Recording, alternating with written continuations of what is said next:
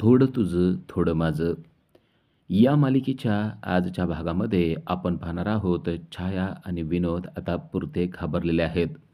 कारण गायत्रीनं सांगितलेलं काम त्यांच्याकडून पुरं झालेलं नाहीये. छाया जांभया देत असते तेव्हा तिच्या तोंडावर डायरेक्ट थंड पाण्याचा ग्लास गायत्रीनं ओतलेला आहे आणि त्यामुळं तिची झोपच उडून गेलेली आहे. तिला समजलंय की आता आपलं काही खरं नाही. गायत्री तिला म्हणते की तुम्हा दोघाला कधी पण मी काम देते आणि ते काम तुम्ही अशाच पद्धतीनं पूर्ण करता. एकही काम तुम्ही नीट पद्धतीनं पूर्ण करू शकत नाही. गायत्री पुरती चिडलेली असते. कारण छाया आणि विनोद यांनी पुन्हा एकदा माती खाल्लेली असते आणि त्यांचं काम अपूर्ण राहिलेलं असतं आणि त्यामुळंच मानसीचं व्रत पूर्ण झालेलं असतं. विनोदला समजलंय की आता आपलं देखील काही खरं नाही. आता गायत्री आपल्याला मारणार किंवा आपल्याला सुद्धा काहीतरी अपशब्द बोलणार. गायत्री त्यांना म्हणते, "काय झालं आहे मला नक्की सांगा. तुम्ही त्या पुस्तकाला औषध लावलं होतं ना, मग ती मानसी झोपली कसं काय नाही?" विनोद सांगू लागतो, की "मला तेच कळना गेलंय. मी स्वतः औषध लावलं होतं, पुस्तक तिला दिलं होतं आणि पुस्तक तिच्याकडेच होतं, तरी देखील तिला झोप कसं काय आली नाही काय माहिती. काय चमत्कार झालाय मला तर काही कळत नाही." गायत्री म्हणते, "तुम्ही ना मूर्ख आहात. त्या मानसीनं तुम्हाला मूर्ख बनवलंय. तिने ते पुस्तक वाचलं का नाही तुम्हाला माहिती पण नाही. अरे, तुम्ही तिथपर्यंत तिथं थांबायला पाहिजे होतं. ती जोपर्यंत झोपत नाही तोपर्यंत तुम्ही तिथं लक्ष द्यायला पाहिजे होतं. पण तुम्हाला अशा झोपा लागलेल्या असतात ना, तुम्हाला माझं एक कामसुद्धा नीट करू वाटत नाही आणि एक कामसुद्धा पूर्ण करू वाटत नाहीत. तुम्ही काही लायकीचे नाही आहेत." असं तिने बडबड करायला सुरुवात केलेली आहे. विनोदलाच कळत नाहीये, की नक्की काय झालं. विनोद म्हणतोय, "मी खरं सांगू, पण मलाच कळना गेलं असं कसं काय झालं? मी स्वतः ते औषध लावून पुस्तक त्यांच्या हातामध्ये दिलं होतं आणि त्या ते पुस्तक वाचत सुद्धा होत्या. मग अचानक काय झालं ना, तेच कळायला साधन नाही." गायत्री म्हणते, "त्यासाठीच तर तुम्ही तिथं थांबायला पाहिजे होतं ना. तुम्ही उठून निघून आला आणि आता काय झालं? ब्रह्ममुहूर्तावर ज्या काही गोष्टी व्हायच्या होत्या त्या झाल्या. पूजा पार पडली. आता आपलं काही उपयोग नाहीये." असं ती त्यांना सांगत असते. "आता मला दुसरा काहीतरी प्लॅन करावा लागणार आहे. पण तुमच्यासारख्या मूर्खांना मी ठेवून घेतलंय ना, हीच माझी चूक आहे असं मला वाटायला लागलंय. तुम्हाला कधीही कोणतंही काम द्या, तुम्ही त्या कामाला नाट लावता, नाहीतर तुम्ही त्या कामाचं वाटोळं करून ठेवता." असं ती त्यांना बोलत आहे. इकडे त्या पुस्तकाचं काय झालंय ते आपल्याला पाहायला मिळतंय. कारण तेजस अजूनही झोपलेला आहे. तेजस ते पुस्तक वाचत असतो आणि त्या पुस्तकावरील औषधाचा परिणाम तेजसवर झालेला आहे. सूर्य डोक्यावर आला तरी देखील अजून तेजस उठलेलं नाहीये. तेजसच्या चेहऱ्यावर ऊन पडायला लागतं आणि तेव्हा कुठं तेजसला थोडी-थोडी जाणीव होते, की आता दिवस झालेला आहे. तेजस डोळे चोळत-चोळत उठायला लागलेला आपल्याला पाहायला मिळतं. तेजसच्या छातीवरच ते पुस्तक असतं आणि तेजस जेव्हा डोळे उघडतो, तेव्हा त्याला मोठा धक्काच बसतो. कारण सूर्य अक्षरशः वर आलेला आहे, तरीसुद्धा आपण झोपलेलो आहोत, ही गोष्ट आता त्याच्या लक्षात आलेली आहे. आपण इतका वेळ कसं काय झोपू शकतो, हेच त्याला समजलेलं नाहीये. त्याला माहिती नाहीये, की या पुस्तकाला औषध लावलेलं होतं आणि त्यामुळेच आपल्याला झोप लागलेली होती. तो उठतो आणि डोकं धरूनच बसतो. त्याला कळतं, की आपल्याला नक्कीच काहीतरी झालेलं आहे. इतक्या वेळ आपण कसं काय झोपलोय? तो घड्याळात पाहतो तर ब्रह्ममुहूर्त टळून खूप वेळ झालेला असतो आणि त्याच्या लक्षात येतं, की आपल्याला तर लकी चार्म म्हणजेच मानसीला उठवायचं होतं, पण आपणच झोपलेलो आहे आणि आता दिवस पुरता उगवलाय. काय झालं असेल? ब्रह्ममुहूर्त तर टळून गेला असेल. मानसी उठली असेल का नसेल? कदाचित ती उठलेलीच नाही. कारण आपण तिला म्हणलेलं होतं, की "मी तुला उठवतो." तो घड्याळात पाहतो. घड्याळाची वेळ पाहून त्याला मोठा धक्काच बसतो आणि त्याच्या लक्षात आलंय, की आजचा प्लॅन सगळा फेल झालेला आहे. आता लवकरात लवकर मानसीला जाऊन उठवणं गरजेचं आहे. काय झालंय ते विचारणं गरजेचं आहे म्हणून तो धावत पळतच मानसीकडं चाललेला आहे. त्याला समजलं आहे, की सगळा प्लॅन फेल झाला. कारण आपण उशिरा उठलो. आता मानसी देखील उशिरा उठणार आणि तिला मोठ्या बाईचं बोलणं खावं लागणार आणि तो घड्याळाकडे पाहत पाहतच मानसीपर्यंत पोहोचलेला आहे. पण आता रूममध्ये जायचं नाही म्हणून तो बाहेरूनच मानसीला हाक मारू लागतो. "लवकर या, काय झालं? अहो ब्रह्ममुहूर्त टळलाय. तुम्ही उठलायत का?" अशी तो बडबड करायला लागतो आणि हाक मारायला लागतो. मानसी आतमध्येच असते. आता याला समजलंय, की आपल्यामुळंच जे काही झालंय ते झालं असणार आहे. कारण मानसी तर अजून उठलेली नाही आणि ब्रह्ममुहूर्त तर टळून गेलेला आहे.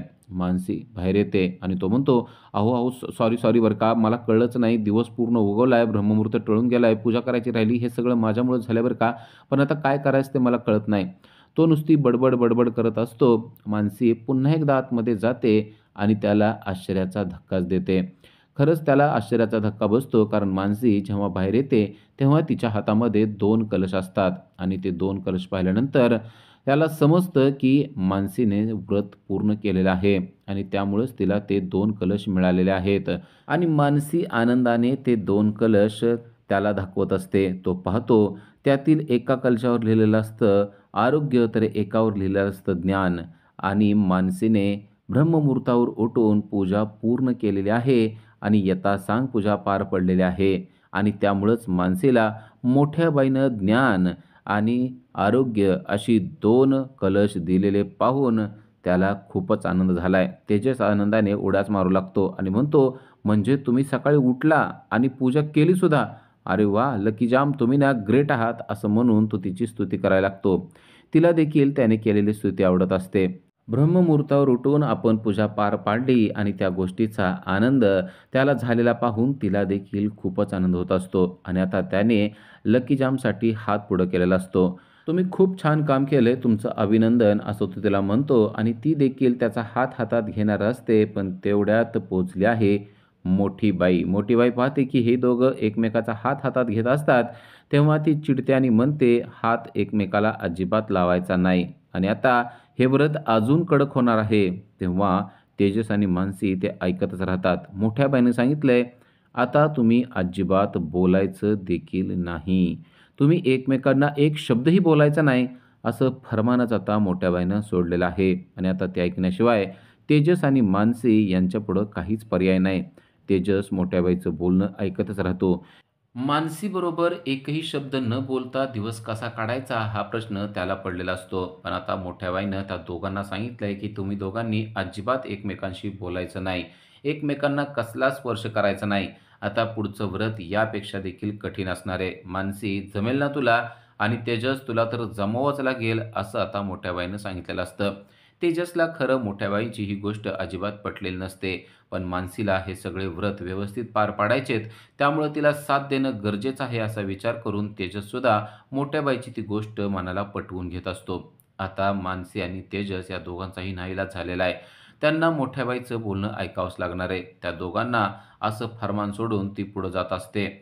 तेव्हा आता तेजसनं दुसरा पर्याय निवडलाय तो म्हणजे खाणाखुणानं बोलायचं. एकमेकाला खाणाखुणा करून तर आपण बोलू शकतो हे त्याला माहीत असतं. मोठ्या पुढे गेलेली असते आणि तिच्या लक्षात येतं की तेजस हा मानसीशी खाणाखुणा करून बोलत आहे.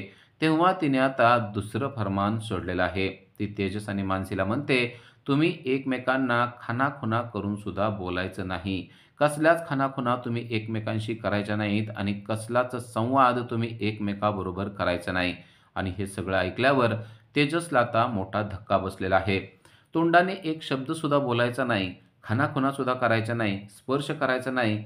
आता लकी जामवर आपलं प्रेम आहे किंवा लकी जाम आपल्याला आवडतात, लकी जामशी बोललेलं आपल्याला आवडतं, या गोष्टी आपण लकी जामला कशा सिद्ध करून दाखवाव्या, असा प्रश्न त्याला पडलेला आहे. तर मानसीला देखील तोच प्रश्न पडलेला आहे. मानसीला सुद्धा वाटतंय, की आपल्याला तेजसशी बोलल्याशिवाय दम निघत नाही, मग आपण तेजसशी बोलायचं कसं? पण आता बोलता तर काही येणार नाही. यावर काय बरं पर्याय करता यावा, असा प्रश्न तेजस आणि मानसी या दोघांना पण पडलेला आहे. पण मोठेबाई मात्र त्या दोघांकडं पाहतच राहते. कारण तिला बघायचंय, की आता हे दोघं व्रत पाळणार आहेत का नाहीत? जर का व्रत पाळलं नाही, तर या दोघांना खडे बोल सुनवायला मोठी बाई तर तयारच आहे. पण आता तेजस आणि मानसी देखील ठरवतात, की आपण एकमेकाशी बोलायचं नाही आणि हे कडक व्रत अगदी व्यवस्थितपणे पार पाडायचं. मोठ्या बाईचं अगदी करडी नजर त्या दोघांवर आहे. हे दोघं काय करतायत याकडे तिचं चांगलंच लक्ष असतं. मानसीला आणि तेजसला ही गोष्ट पटलेली नसते. पण आता पुढचे कलश देखील आपल्याला मिळवायचे आहेत असा विचार त्यांनी केलेला असतो. प्रभूंच्या घरी आज महाशिवरात्रीची पूजा घातलेली असते. पिंडीजवळ बेलपत्र आणि फुलं वाहिलेले असतात आणि मोठी बाई आलेली असते आणि सर्वजण मिळून गणपती बाप्पाची आरती करत असतात. यथासांग पूजा पार पाडली जात असते. मोठी बाई स्वतः आरती घेऊन उभारलेली असते आणि गणपती बाप्पाची आरती सर्वजण म्हणत असतात. गणपती बाप्पाची आरती संपते आणि मोठी बाई सर्वांना हात जोडायला सांगते. सर्वजण गणपती बाप्पा आणि महादेवाच्या पिंडीला हात जोडतात. आता एकेकांना ती सांगते की दर्शन घ्या. त्याचबरोबर आबाकडं आरतीचं ताट देते आणि म्हणते, "सर्वांना आरती दे." आणि आता एक-एक जण येऊन पिंडीवर बेलपत्र आणि फुलं वाहत असतात. मोठी बाई त्यांना सांगेल त्या पद्धतीनं सर्वजण काम करत असतात. मोठ्या बाईनं आता सांगितल्याप्रमाणे आबा देखील सर्वांना आरती द्यायला गेलेले असते. मोठ्या बाईनं सांगितल्याप्रमाणे एक एक जण येत असतो आणि पिंडीवर बेलपत्र आणि फुलं वाहत असतो. पहिल्यांदा तात्या येतात, परत तेजस येतो, त्यानंतर मानसी येते. असं एक एक जण येऊन मोठ्या बाईनं सांगितल्याप्रमाणे पूजा पार पाडत असतात. पण सूरज मात्र लपून बसलेला असतो. सूरजकडं तेजसचं चांगलंच लक्ष असतं. सूरज काय पुढं येणार नाही हे त्याला माहीत असतं. तेव्हा तो मुद्दाम मोठ्या बाईला सांगतो, की "तो तो पहा कसा लपून बसलेला आहे. त्यालासुद्धा पूजेला बोलवा." आता सूरजला देखील पूजा करण्याशिवाय आणि बेलपत्र, फुलं वाहण्याशिवाय पर्याय नसतो. कारण मोठी बाई आपल्याला काहीतरी बोलेल या भीतीनं सूरज देखील पुढे येत असतो आणि पुढे येऊन त्याने देखील पिंडीवर बेलपत्र आणि फुलं वाहिलेली असतात.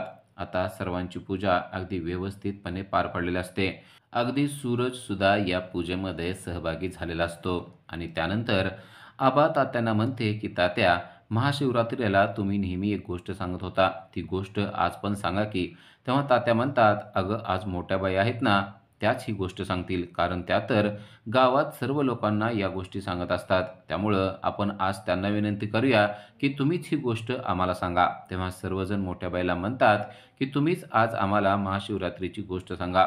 मोठ्या बाईला देखील या गोष्टीचा आनंद होतो आणि ती आता महाशिवरात्रीची गोष्ट सर्वांना सांगू लागते.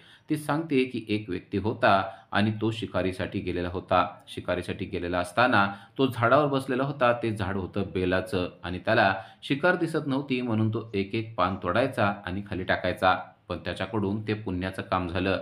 कारण ते बेलाचं पान खाली असलेल्या पिंडीवर पडत होतं आणि त्यामुळेच त्याला शंकर भगवान प्रसन्न होतात.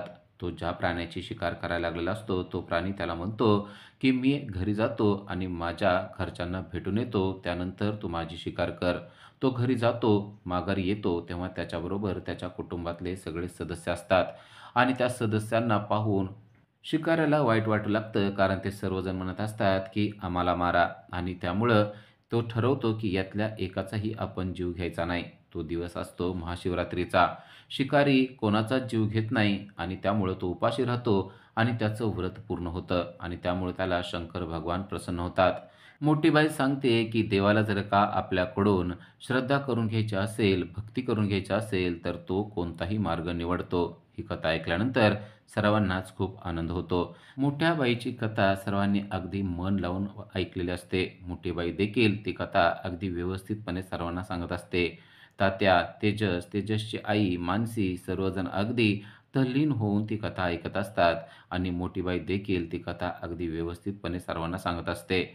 ते सगळं सांगत असताना मोठ्या बाईला कितीतरी आनंद होत असतो. कारण हे सर्वजण अगदी भक्तीने तिची ती कथा ऐकत असतात. कथा संपल्यानंतर सर्वजण पुन्हा एकदा महादेवाच्या पिंडीला हात जोडतात आणि मग मोठी बाई सांगते, "आता आपली पूजा अगदी व्यवस्थितपणे पार पडलेली आहे." आता तेजसच्या ऑफिसचा टाईम होत असतो आणि त्याला ऑफिसला जायचं असतं. तो बाहेर जाऊन बसतो. खरं तर त्याला आता मानसीच्या हातचा चहा प्यायचा असतो. पण तो मानसीला बोलवू शकत नाही आणि खाणाखुणासुद्धा करू शकत नाही. कारण त्याला मोठ्या बाईनं सांगितलेलं आठवतंय. आता तुम्हाला एकमेकाला बोलायचं पण नाहीये आणि एकमेकांना कसल्या खाणाखुणासुद्धा करायच्या नाहीत. पण आपल्याला तर आपल्या लकी जामच्या हातचा चहा प्यायचा आहे. पण मी त्यांना बोलू शकत नाही. कसं बरं कळेल त्यांना, की मला त्यांच्या हातचा चहा प्यायचा आहे, असा विचार करत तो डायनिंग टेबलला बसलेला असतो. जवळच त्याची आई देखील बसलेली असते. त्याला असं वाटतं, की आपण आईला सांगूया चहा बनवायला. कारण आता आपल्या मानसीच्या हातचा तर आपल्याला चहा पिता येणार नाही. इकडे तेजसची आई चॉकलेट बॅगमध्ये ठेवत असते आणि मानसीला सांगत असते, की लवकरात लवकर हे चॉकलेट देणं गरजेचं आहे आणि तेवढ्यात आश्चर्य घडतं. मानसी स्वतः येते आणि तिने चहाचा कप तेजसच्या समोर ठेवलेला आहे. तेजसला खूपच आनंद होतो. कारण त्याला जी गोष्ट पाहिजे होती, ती गोष्ट अगदी नकळतपणे आणि सहजपणे घडून गेलेली असते. मानसीला त्याच्या मनातील गोष्टी कळतायत हे त्याला समजलेलं असतं.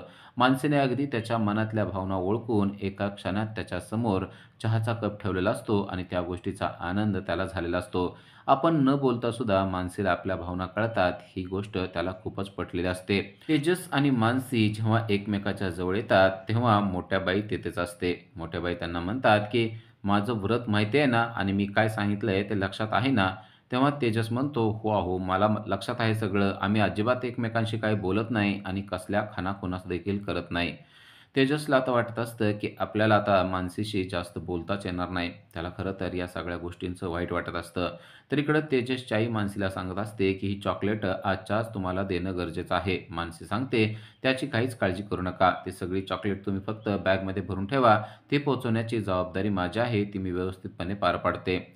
तेजसला त्याचा चहा मिळालेला असतो आणि बिस्किट बुडवून तो त्यामध्ये खात त्या गोष्टीचा आनंद लुटत असतो.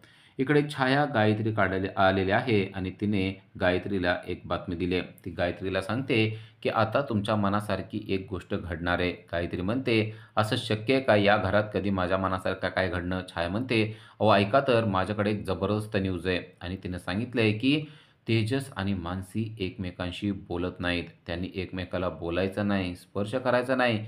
त्याचबरोबर खाणाखुणासुद्धा करायच्या नाहीयेत, असा आता फर्मान मोठ्या बाईनं सोडलेला आहे. आणि हे ऐकल्यानंतर गायत्रीला कितीतरी आनंद झालाय. ती म्हणते, "असं जर का असेल, तर या गोष्टीचा काहीतरी फायदा आपण घेतलाच पाहिजे. या सगळ्या गोष्टीतून काही गैरसमज जर का निर्माण करता आला, तर मग आपला प्लॅन सक्सेस होऊ शकतो." असं ती छाया आणि विनोद यांना सांगत असते आणि ते दोघं देखील या गोष्टीवर आनंदित होत असतात. गायत्री त्यांना सांगत असते, की लवकरात लवकर आपल्याला असा काहीतरी प्लॅन केला पाहिजे, की एकतर ते दोघं बोलले पाहिजेत किंवा त्यांच्या न बोलण्याचा गैरफायदा आपल्याला घेता आला पाहिजे. इकडे चॉकलेटची डिलिव्हरी करण्यासाठी आता मानसीने दोन्ही बॅगा हातामध्ये घेतलेल्या आहेत आणि त्या दोन्ही बॅगा ती द्यायला आली आहे, ते म्हणजे सूरजला. ती सूरजला सांगते, की आजच्या आज ही चॉकलेटची डिलिव्हरी करणं आपल्याला गरजेचं आहे. सूरज मात्र म्हणतो, की "अहो मला हे जमणार नाही." ती म्हणते, "सगळं तुम्हाला जमू शकतंय. काही काळजी करू नका. मागच्या वेळेस नाही का आपण भूक लाडू, तहान लाडू हे त्याची डिलिव्हरी केलीच होती की?" सूरज म्हणतो, "अहो तेव्हा तुम्ही माझ्याबरोबर होता म्हणून ते मला जमलं होतं. आता तुम्ही माझ्याबरोबर नसाल तर मला ते जमणार नाही." तेजस जवळच तेथे असतो आणि त्याला माहीत असतं, की सूरजला हे काम अजिबात जमणार नाही. तो काहीतरी बिघडून ठेवणार आहे. पण आता ही गोष्ट आईला सांगणं गरजेचं आहे. कारण आपण लकी जामला म्हणजे मानसीला तर बोलू शकत नाही. म्हणून तो धावत पळत आईकडे जातो आणि म्हणतो, की "अगं त्या लकी जांब काय करायला लागलेत? सूरजकडे चॉकलेटच्या डिलिव्हरीची बॅग देत आहेत." सगळा घोळून बसेल तो सूरज ना काहीतरी वाट लावून ठेवेल. "तू जा आणि त्यांना सांग, की सूरजकडे ती पिशवी अजिबात देऊ नका. आपण ती डिलिव्हरी नंतर करूया असं सांग." तेव्हा सूरजची आई देखील धावत पळत बाहेर जाते आणि मानसीला सांगते, की "अगं, ही चॉकलेटची डिलिव्हरी करायची आहे ना, तर सूरजकडे कशाला ते काम देतेस? सूरजला ते जमणार नाही." असं डायरेक्ट ती बोलते. मानसी म्हणते, की "त्यांना सगळं जमतंय. आपणच त्यांना जर का म्हणलं तुम्हाला जमत नाही, तर त्यांना कधीच या गोष्टी जमणार नाहीयेत. माझा विश्वास आहे, की त्यांना या सगळ्या गोष्टी जमतात आणि त्या सगळ्या गोष्टी अगदी व्यवस्थितपणे करू शकतात. त्यामुळे हे काम त्यांनीच करायचं असं म्हणून पुन्हा एकदा तिने खडसावून सांगितले, की "सूरज, हे काम तुम्हीच करायचं आहे." आता मानसीने सांगितले म्हणल्यानंतर सूरजला देखील ते काम करणं गरजेचं आहे असं वाटायला लागलेलं आहे. अजून देखील तेजसच्या आईला वाटत नाहीये, की ते काम सूरजने करावं. पण मानसी मात्र हट्ट धरू नये. ती म्हणते, "आपणच त्यांना जर का काम दिलं नाही, तर ते काम करणार नाहीत." आता सूरजने ती बॅग उचललेली असते आणि चॉकलेटच्या पिशव्यांची डिलिव्हरी करण्यासाठी तो बाहेर पडत असतो. लकी जाम म्हणजेच मानसी त्यांना दोन्ही बोटं वर करून थम्स दाखवून सांगत असते, की व्यवस्थितपणे ते काम पूर्ण करा. आता तेजसला डबा पाहिजे असतो आणि तो आतमध्ये येत असतो आणि इकडे आबाची गडबड चाललेली असते. आबा फोनवर बोलत असते, ते म्हणजे विनीतला. विनीत तिला म्हणत असतो, की "अगं किती उशीर झालाय, पटकन बाहेर ये ना." आणि आबा देखील गडबड करत धावत पळत बाहेर चाललेले असते. विनीत तिची वाट बघत बसलेला असतो आणि तेवढ्यात तेजस आणि आबा यांची धडक होते. तेजस तिच्याकडे लक्ष देतो आणि म्हणतो, "तुझा आबा काय चाललंय गं? सारखी वेंदळ्यासारखं चालत असते. तुझं लक्ष कुठं असतंय ना, तेच मला कळत नाही. जरा लक्ष देऊन राहत जा ना." आम्हाला कळतं, की आपण फोनवर बोलत होतो, त्यामुळेच आपली धडक बसलेली आहे.